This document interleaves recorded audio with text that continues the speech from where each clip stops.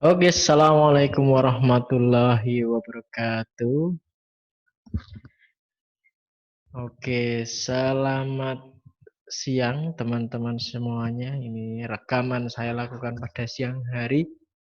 Mungkin ini ya, kita sudah minggu kemarin nggak ada pertemuan ya. Nah, seneng loh kalian malah bisa rebahan. Iya, atau banyak tugas. Ya, jadi eh, kita kemarin nggak ada pertemuan. Jadi ini nanti insya Allah minggu ini 2 kali. Tapi cuma mungkin untuk yang 2 kali ini mungkin yang satu ini untuk yang setelahnya nanti kita kalian nonton video aja.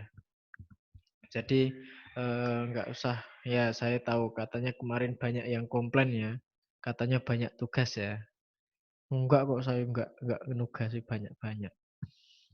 Oke, terus untuk pertemuan kali ini kita akan membahas mengenai lanjutan yang kemarin. Kemarin kita belajar apa? Ingat kan kemarin? Landasan. Ya, landasan-landasan kurikulum itu kemarin ada berapa? Ada 4. Nah, apa ada filosofis, psikologis, nah, terus apa? Sosiologis, ya, dan lain sebagainya itu ya. Nah, ya nanti diingat-ingat lagi itu nanti nek metu neng UTS piye. Oke, jadi untuk kali ini kita akan melanjutkan. Setelah kita tahu landasannya, kita itu kan berarti ingin eh, kemarin tuh kenapa sih kita harus tahu landasan? Kita itu kemarin harus tahu landasan karena kita akan mengembangkan. Jadi itu masih kesinambungan dari ini. Sebelum kita mengembangkan sebuah kurikulum, kita harus tahu landasan-landasan yang mendasari. Kalau kemarin landasan itu diibaratkan sebagai sebuah pondasinya ya. Nah, jadi kalau pengembangannya ya bagaimana apa sih yang dalam pengembangan itu yang harus kita perhatikan. Nah, kalau kemarin pondasinya sudah, nah sekarang adalah komponen-komponennya. Nah, komponen-komponen itu apa saja? Nah, ini saya kasih contoh seperti ini. Kenapa di dalam sebuah pengembangan kurikulum kita butuh tahu dulu sih apa sih ininya apa eh, komponen-komponennya ya seperti ini. Misalkan katakanlah kita akan mendesain atau membuat sebuah sepeda motor supaya dengan tujuannya biar bisa dinaiki dan bisa memudahkan orang untuk berkendara dari tempat X ke tempat Y. Dari situ kan kita harus tahu, oh tujuannya motor ini diciptakan untuk apa? Untuk ini. Supaya seperti itu kita harus tahu apa, bahan-bahannya apa. Setelah itu bagaimana sih cara mengembangkannya? Nah, itu adalah contohnya. Itu sebelum mengembangkan kita harus tahu dulu komponennya apa. Kalau kurikulum, nah kurikulum itu kan juga sama ya. Jadi kurikulum itu kan sebuah perangkat. Nah, kemarin itu seperangkat apa? Ya, seperangkat alat-alat yang kita akan digunakan untuk membantu seseorang mulai dari sebelum sekolah sampai setelah sekolah itu bisa mendapatkan sesuatu atau dikatakan berhasil mencapai tujuan dari sekolah itu. Nah, terus apa saja sih komponennya itu? Oke, yang pertama adalah eh, tujuan. Jadi eh, ketika kita membuat kurikulum, tentu ya. Jadi setiap lembaga, setiap negara, setiap bahkan di level pembelajaran atau mata kuliah itu semuanya memiliki tujuan yang berbeda-beda. Apakah semuanya sama? Ya, tidak bisa disamakan. Nah, maka dari itu dari tujuan ini tiap negara misalnya katakanlah orientasinya tujuan negara saya adalah ingin di Indonesia. Kalau di Indonesia ya nanti saya jelaskan. Misalkan di ini di Cina, katakanlah saya ingin membentuk manusia-manusia yang bisa menghasilkan uang dengan mudah. Nah, itu tujuannya. Berarti mulai dari isi atau bahan, metodenya, mereka akan membuat program kuliah yang mana mendidik manusia itu sejak dini bisa menghasilkan uang. Kan seperti itu. Ada lagi misalkan katakanlah misalkan negara militer. Saya ingin tujuan negaranya adalah mencetak generasi yang cinta tanah air dan juga pandai berperang. Otomatis isi bahannya, metodenya, semua kan diarahkan ke hal-hal yang berkaitan dengan medan perang. Nah, contohnya itu contohnya. Nah, kalau di Indonesia sendiri bagaimana? Nah, itu nanti kita pelajari. Setelah tujuan kemudian isi atau bahan. Isi atau bahan ini ya jelas isinya apa. Untuk mencapai tujuan itu bahan-bahannya apa? Kita akan sampai ke sana itu. Nah, kalau di sini berupa mata pelajaran, kalau di dunia pendidikan kita berarti kumpulan mata pelajaran itu untuk mencapai tujuan ini apakah bisa apa belum. Nah, setelah isi atau bahan, kemudian metode. Nah, metode ini apa? Kalau metode ini adalah cara-caranya. Setelah bahan tahu untuk mencapai tujuan itu ya mau diapakan bahan ini. Bagaimana saya akan mengolah bahan ini supaya mereka bisa mencapai tujuan. Nah, setelah itu diperlukan adanya evaluasi. Apakah benar dari bahan, kemudian dari metode yang digunakan, itu sudah bisa benar-benar mencapai tujuan yang diinginkan.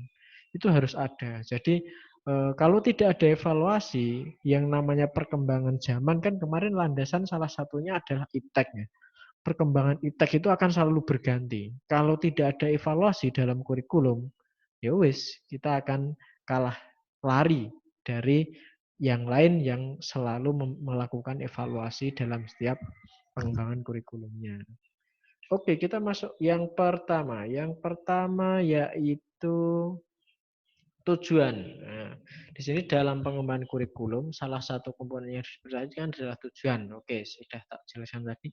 Dalam perumusannya harus memperhatikan tujuan dan arah dari kurikulum tersebut. Nah, ini yang akan kita pelajari. Nah, kalau di Indonesia sendiri bagaimana? Yang pertama, yang mana kita harus dalam pengembangan kurikulum ya. Kurikulum kan bisa saja di eh, levelnya makro dan juga mikro ya. Kalau makro ya secara nasional, nah, kemudian institusional. Nah, kalau mikro, mikro itu level kampus atau level sekolah. Nah, di sekolah itu bagaimana penyusunannya, tujuannya apa seperti itu. Yang pertama kita dari nasional dulu. Dalam penyusunan karena kita warga Indonesia, sementara Indonesia itu mempunyai tujuan. Nah, ini berdasarkan Undang-Undang Nomor 20 Tahun 2003 tentang Sistem Pendidikan Nasional. Ini menyatakan bahwa tujuan nasional pendidikan di Indonesia itu adalah ini ya, saya garis kuning. Nah, ini fungsinya. Kalau fungsinya untuk mengembangkan kemampuan dan membentuk watak. Nah, kalau tujuannya bertujuan untuk berkembangnya potensi peserta didik agar menjadi manusia yang beriman dan bertakwa kepada Tuhan Yang Maha Esa, berakhlak mulia, sehat, berilmu, cakap, kreatif, mandiri, dan menjadi warga negara yang demokratis serta bertanggung jawab. Itu tujuan nasionalnya. Jadi eh, maksud dari adanya sekolah, adanya perguruan tinggi yang ada di Indonesia itu semuanya harus mengacu pada ini karena kita warga di sini di Indonesia. Jadi semuanya kurikulumnya tidak boleh ada yang menyimpang dari ini. Katakanlah ini beriman dan bertakwa kepada Tuhan Yang Maha Esa. Ada sekolah yang mendidik untuk eh, apa ya ber apa tidak beriman kepada Tuhan Yang Maha Esa, tetapi kepada hal-hal yang lain, katakanlah berhala dan lain sebagainya. Nah, berarti itu yang pertama sudah menyimpang dan itu tidak boleh dilakukan. Ketika ini misalkan sehat, nah, salah satunya tujuannya supaya kita menjadi manusia yang sehat. Nah, ternyata di dalam sebuah itu kurikulumnya malah diberat-beratkan sehingga mahasiswanya yang harusnya setelah lulus itu sehat malah sakit, malah stres dan lain sebagainya. Nah, itu nggak boleh. Nah, itu jadi dari tujuan nasional. Jadi kita harus mengacu dari tujuan nasional yang pertama. Kemudian yang kedua, ada yang namanya tujuan institusional. Tujuan institusional ini lebih turun lagi ke level institusi. Tujuan yang harus dicapai oleh setiap lembaga pendidikan sebagai kualifikasi yang harus dimiliki oleh setiap siswa setelah menempuh atau menyelesaikan program di lembaga pendidikan tertentu. Nah, ini levelnya sudah mulai ke institusi atau lembaga, katakanlah berarti di sini sekolah atau perguruan tinggi. Jadi walaupun sudah ada kurikulum nasionalnya ya, tujuan nasionalnya, antara sekolah X dan sekolah Y bisa jadi tujuannya berbeda. Nah, bisa katakanlah di SMK Batik dengan di SMK Muhammadiyah 5, tujuannya kan sudah bisa saja berbeda. Sama-sama lulusan prodi Teknik Informatika katakanlah. Nah, itu tergantung. Jadi tujuan yang harus menjadi catatan adalah harus mengacu pada tujuan nasional. Nah, ini penjelasan lanjutannya merupakan cerminan dari standar kompetensi lulusan yang diharapkan dari setiap tingkat satuan pendidikan. Standar kompetensi lulusan terbagi menjadi 3 domain, jadi kognitif, afektif, dan psikomotor. Sikap, pengetahuan, dan keterampilan. Ini harus mencakup 3 ranah itu. Jadi tidak boleh hanya mengembangkan sikap tok. Tidak boleh hanya terampil tok tanpa sikapnya yang bagus. Tidak boleh hanya pinter tok. Nah, seperti itu. Jadi harus mencakup itu semua. Kemudian yang ketiga itu tujuan kurikuler. Nah, tujuan yang harus dicapai oleh setiap bidang studi atau mata pelajaran. Nah, kalau tadi itu sudah turun ke level institusi, nah sekarang turun lagi ke level mata pelajaran. Nah, adanya mata pelajaran itu juga harus memiliki tujuan. Nah, kenapa sih kita itu dalam misalkan katakanlah ketika kita kuliah itu harus eh, pertama harus materinya ini, kedua harus materinya ini, ketiga dan seterusnya. Kenapa harus ada 7 pertemuan misalkan? Kenapa harus ada 14 pertemuan total selama 1 semester? Harusnya ya karena harus apa? Untuk mencapai tujuannya. Nah, jadi setiap mata kuliah itu harus memiliki satu tujuan minimal. Jadi misalkan di dalam mata kuliah kurikulum. Jadi di adanya mata kuliah kurikulum ini nanti pokoknya diharapkan supaya mahasiswa itu bisa menyusun kurikulum katakanlah, menganalisis kurikulum katakanlah, membandingkan kurikulum di dalam negeri dan di luar negeri katakanlah. Kan bisa jadi. Nah, dari tujuan itu bagaimana itu dikemas dalam materi pembelajaran, metodenya, dan juga evaluasinya bagaimana. Nah, itu tujuan kurikuler. Nah, setelah itu berarti bedanya tahu ya kalau institusi level institusi, kalau kurikuler level mata pelajaran. Kemudian turun lagi ke bawahnya, yaitu tujuan instruksional, yaitu kemampuan yang harus dimiliki siswa setelah mempelajari materi tertentu dalam bidang studi tertentu dalam satu kali pertemuan. Nah, kalau misalkan tadi kurikuler itu mata pelajaran selama 1 semester, mahasiswa itu harus bisa ngapain. Nah, kalau tujuan instruksional berarti selama 1 pertemuan, katakanlah dalam pertemuan kita kali ini, saya harus merumuskan, harus tahu kenapa saya ngasih materi ini. Saya harus mengacu pada tujuan. Jadi tidak sembarangan. Jadi ketika dosen atau guru memberikan materi, itu tidak sembarangan hanya wah, yang penting tak kei materi. Nggak boleh seperti itu. Jadi harus berlandaskan pada tujuannya apa. Misalkan ini, saya berarti ingin memberikan eh, teori tentang bagaimana pengembangan kurikulum. Nah, makanya saya memberikan eh, materi mengenai komponen-komponen yang harus ada dalam pengembangan kurikulum. Katakanlah seperti itu.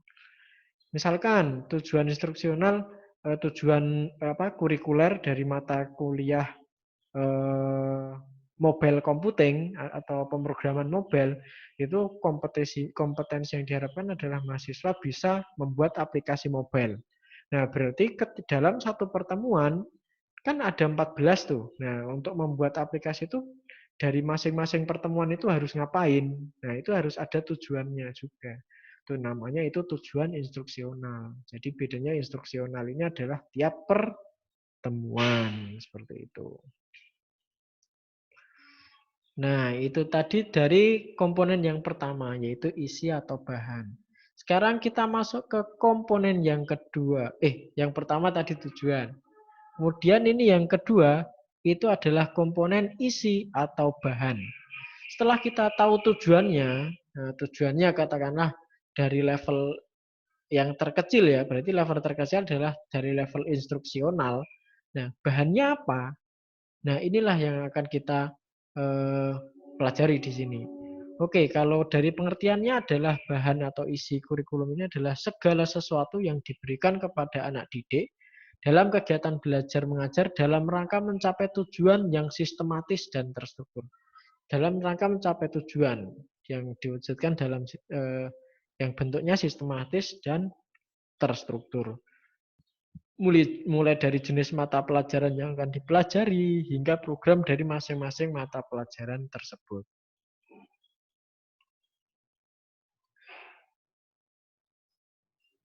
Nah, oke. Oke, sebelumnya. Jadi dari isi atau bahan ini berarti apa? Intinya berarti isi atau bahan kurikulum itu apa? Ya mata pelajaran itu. Mata pelajaran atau mata kuliah. Jadi di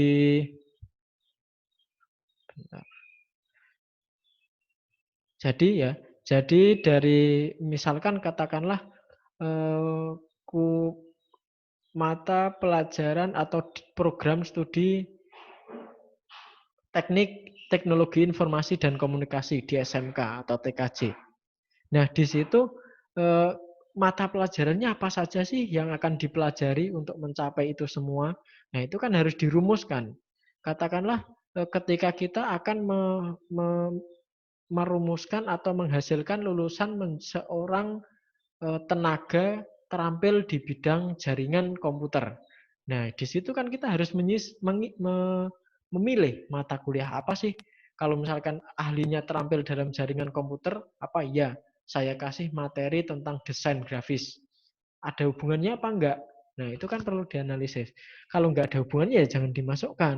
Nah, berarti yang ada di situ apa? Misalkan berarti adalah arsitektur dan arsitektur jaringan katakanlah. Terus setelah itu naik lagi keamanan jaringan. Nah, di situ berarti kita harus mengarah ke tujuan yang akan dicapai itu tadi. Itu bahannya. Nah, kalau sekarang kalau di SD, SMP, SMK itu semuanya sudah dirumuskan oleh pemerintah.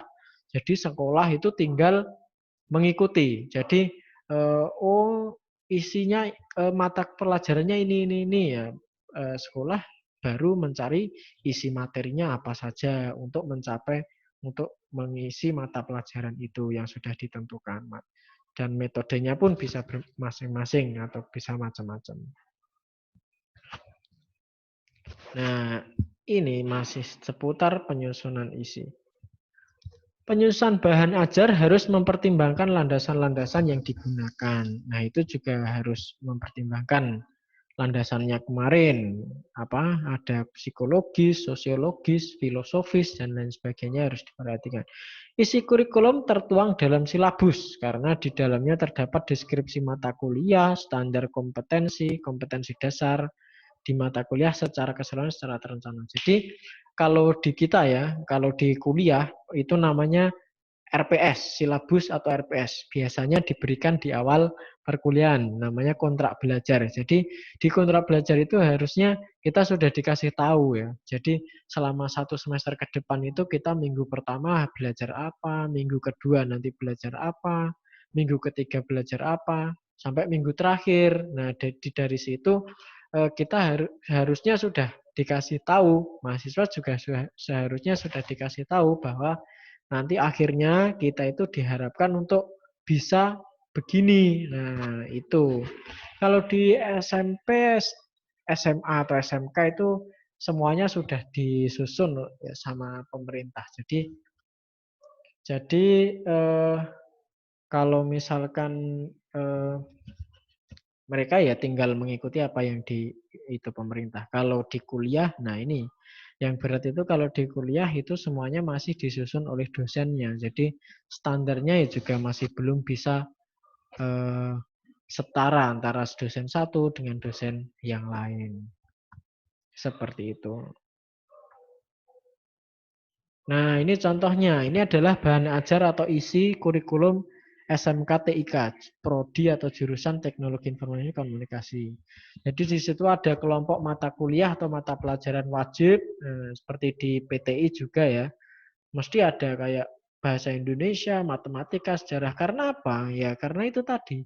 Itu merupakan bagian dari kurikulum tujuan kurikulum nasional. Nah, jadi pemerintah mewajibkan, nah ini harus ada. Nah, setelah itu katakanlah ini kelompok B yang wajib lagi adalah kelompok lokal. Jadi disesuaikan dengan lokal. Itu kalau di situ ada seni budaya, prakarya dan kewirausahaan, jasmani dan olahraga. Nah, kemudian baru masuk ke yang kepeminatan atau keahlian. Nah, di sini pemrograman dasar itu harus ada sistem komputer. Nah, ini baru masuk ke bagian dasar program keahlian. Bisa yang misalkan itu ada misalkan katakanlah desain grafis atau multimedia, ya berarti di situ pengenalan dasar multimedia, pengolah gambar, pengolah suara, pengolah apa. Nah, itu kemudian naik ke kelas 11 apa saja. Nah, ini masih ada. Ini kelas 11 ini paket keahliannya ada 18 jam. 18 jam, ini ada 24 jam di kelas 12 naik lagi. Nah, itu contohnya isinya ini. Nah, kalau di PTI apa? Ya, ini list mata kuliah. Jadi, teman-teman kan dulu mestinya ya kalau ketika mau masuk PTI kan otomatis tanya dulu kan, kira-kira lah di PTI ini kita mau belajar apa? Yakin nggak kita dengan kurikulum yang ada di PTI ini, dengan bahan-bahan yang diberikan nanti saya bisa membuat saya ini memperoleh kompetensi itu apa enggak? Pada mempertimbangkan itu juga kan dulu pas milih mau kuliah atau enggak? Berarti langsung ini aja ya. Mungkin ada yang wah kemarin apa katanya ya karena ada dipaksa orang tua karena daripada nganggur mengisi waktu luang jadi kita ngambil kuliah di PTI seperti itu ya. Ya sama berarti saya dulu juga kayak gitu. Oke, itu dari segi isi. Nah, sekarang metode. Kalau metode apa? Berarti metode itu adalah rencana perangkat yang direncanakan untuk mencapai tujuan. Jadi untuk mencapai tujuan itu dengan bahan yang ada, metodenya bagaimana? Nah, kalau metode ini, kalau yang tadi tujuan dan juga isi, itu yang merumuskan adalah bagian pengembang kurikulum. Nah, kalau tujuan ya dari nasional sampai instruksional. Kemudian kalau isi atau bahan yang paling enggak dari institusional. Kalau yang levelnya nasional SD sampai SMK yang mikir nasional. Kalau metode itu sudah masuk ke ranah operasional. Jadi siapa yang merumuskan? Ya kita, guru atau dosen. Nah, kalau misalkan katakanlah di mata pelajaran eh, ini ya, kurikulum dan pembelajaran. Nah, itu bagaimana menyampaikan, kemudian perangkat apa yang digunakan. Nah, itu kalau zaman sekarang sudah guru diberikan kemerdekaan atau dosen diberikan kemerdekaan untuk cara menyampaikannya. Yang penting tujuannya tercapai. Nah, katakanlah misalkan dosen saya sama dosen kurikulum pembelajaran yang satunya, Pak Dika. Kan belum tentu kita memiliki metode yang sama dalam menyampaikan. Nah, seperti itu. Kemudian, nah, masuk lagi. Oke, pendidik kalau di kurikulum 2013 sekarang itu eh, diberi pendidik bebas mengembangkan metode pembelajaran yang kreatif dan inovatif. Jadi sudah terserah kita bagaimana. Kalau dulu masih ada aturan-aturan yang seperti pengembangan RPP ya, itu ada aturan-aturannya. Kalau sekarang ya ada aturannya, cuma lebih diberikan kebebasan untuk berinovasi. Metode atau strategi dalam menjalankan kurikulum yang telah dibuat harus sesuai dengan materi yang akan diberikan dan tujuan yang ingin dicapai. Nah, itu yang penting. Jadi katakanlah misalkan kenapa sih kita itu eh, ketika belajar itu materinya harus kita rencanakan. Kenapa misalkan saya hari ini materi ini, besok apakah boleh nggak sih misalkan saya tak kasih ini aja, tak kasih ini aja. Nah, kalau misalkan itu selama itu masih bisa memenuhi tujuan dari tiap pertemuan itu, nggak masalah. Tapi kalau itu sudah menyimpang, nah itu yang bermasalah. Katakanlah seperti ini. Tujuan dari pembelajaran pertemuan kali ini adalah membuat siswa supaya dapat mengerti penerapan kurikulum di suatu sekolah, katakanlah. Berarti di situ gurunya merumuskan bisa saja memberikan penjelasan mengenai kurikulum di sekolah. Oke, itu salah satu metode. Dua, bisa dengan guru membawa siswa-siswanya ke suatu sekolah dan melakukan observasi. Bisa jadi.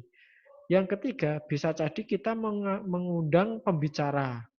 Kemudian dari suatu sekolah kemudian disuruh mengisi acara di kampus kita. Boleh nggak? Boleh saja. Nah, yang nggak boleh bagaimana? Katakanlah guru mengajak siswa-siswanya pergi ke pantai untuk mempelajari eh, alam misalkan. Itu kan nggak nyambung. Nah, ya contohnya saya ngono-ngono. Jadi ketika selama suatu kegiatan aktivitas pembelajaran itu bisa memenuhi tujuan yang diharapkan dari suatu pembelajaran itu tidak masalah. Nah, terus selanjutnya evaluasi. Ini yang terakhir. Jadi setiap pelaksanaan kurikulum yang namanya sebuah perangkat ataupun alat itu kan pasti ada evaluasinya ya.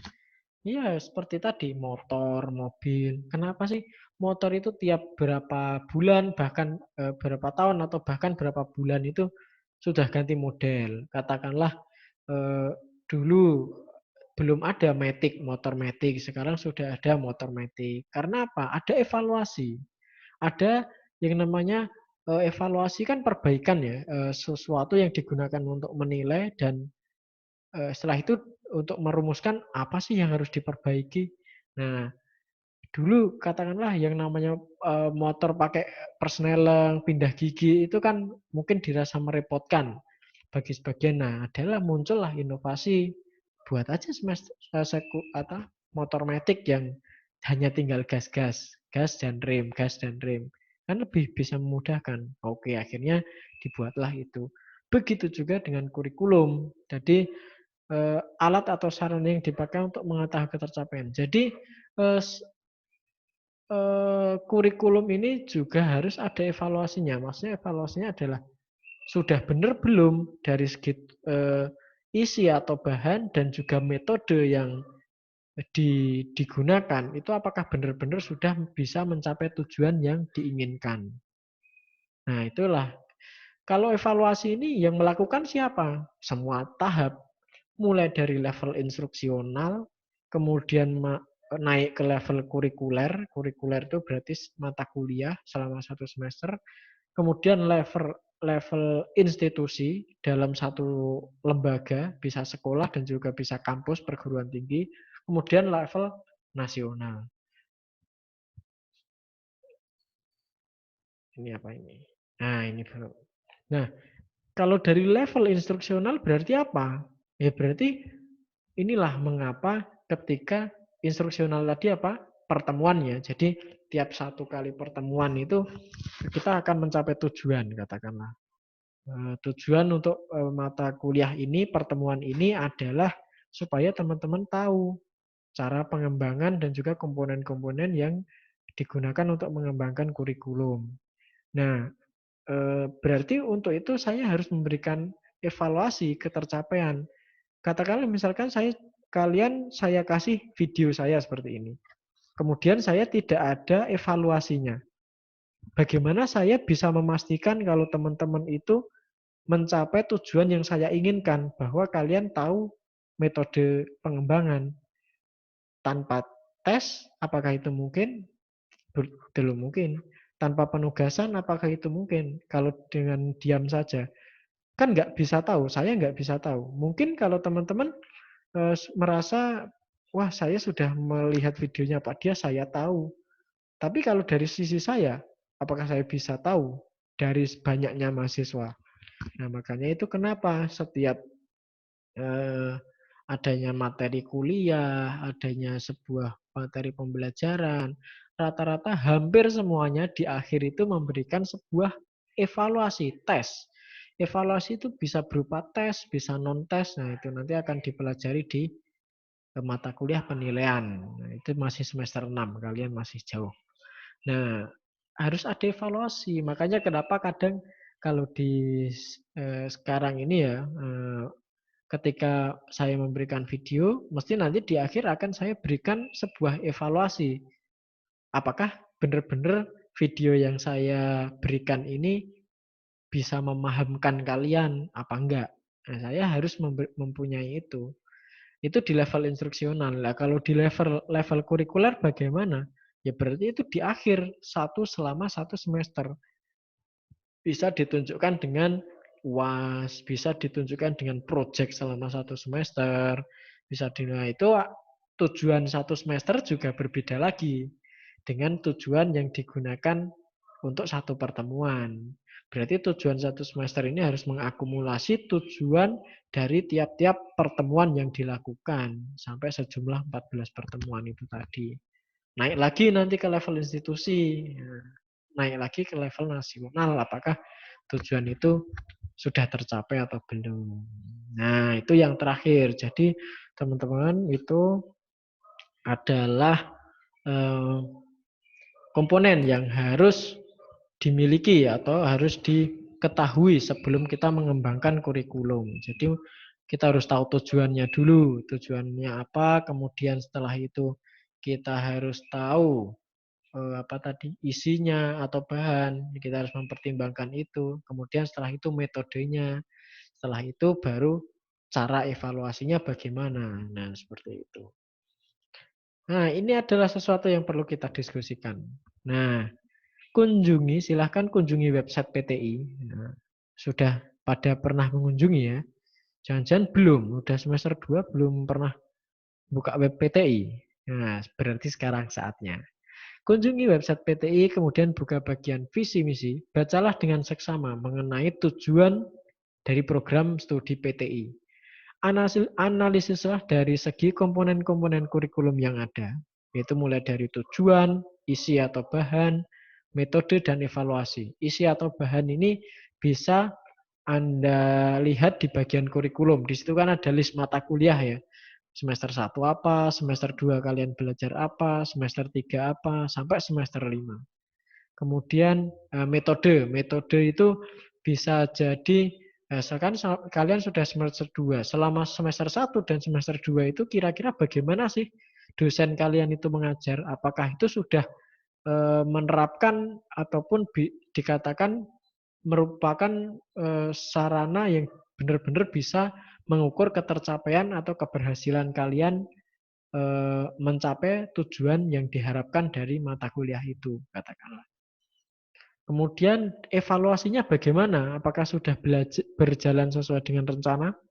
Apakah evaluasinya dari level kurikuler, katakanlah? Apakah dari tes UTS dan juga UAS itu semuanya sudah bisa mencerminkan ketercapaian dari eh, itu apa? Ketercapaian dari tujuan program studi PTI.